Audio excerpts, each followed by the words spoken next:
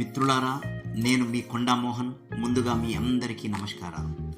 కన్ను తెరిస్తే జననం, కన్ను మూస్తే మరణం, రెప్పపాటే ఈ జీవితం అని మన మహాకవులు చెప్పినట్టుగా 2024 సంవత్సరం రాను వచ్చింది, వెళ్ళిపోతూ ఉంది.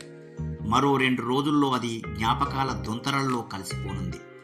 ఇక ఈ సంవత్సర కాలం మీకందరికీ ఆశయాల సాధనలో మరియు మీ ఆర్థిక, సాంస్కృతిక, ఆధ్యాత్మిక, వృత్తిపరమైన, సంసారపరమైన పురోభివృద్ధికి దోహదం చేయడంతో పాటు కొన్నిసార్లు నిరాశ, నిస్సత్తువ, నిస్తేజం నింపియే ఉండవచ్చును. అయితే జీవితంలో గెలుపోటములు రాత్రి పగలులాగా వెంబడిస్తూ ఉండటమే ప్రకృతి ధర్మం.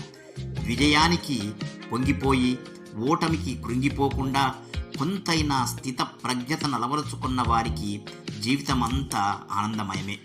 ఇక ఎంతోమంది కొత్త మిత్రులను పరిచయం చేసి బంధువర్గంతో అనుబంధాలను పటిష్టం చేసి జీవితానికి సౌరభాలు అద్ది సమాజంలో మానవత్వం నింపి ఈ సంవత్సరం మనందరికీ ఎంతో మేలు చేసింది.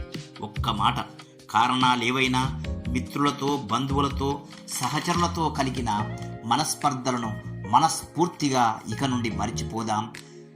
క్షమించమని వారిని కోరుదాం. స్నేహభావంతో సంతోషంగా ఒకరికొకరం ప్రేమగా కలిసి ఉందాం. ఈ బుద్భుతప్రాయమైన క్షణభంగురమైన జీవితాలలో కక్షలు, కార్పణ్యాలను వదిలేసి ప్రశాంతంగా జీవిద్దాం. మరొక్క మాట మిత్రులారా, నా వైపు నుండి మీలో ఎవరికైనా ఏ సమయంలోనైనా కించిత్ మనక్షోభ కలిగించినా నన్ను మన్నించాలని మనస్ఫూర్తిగా ముకులిత హస్తాలతో వేడుకుంటున్నాను.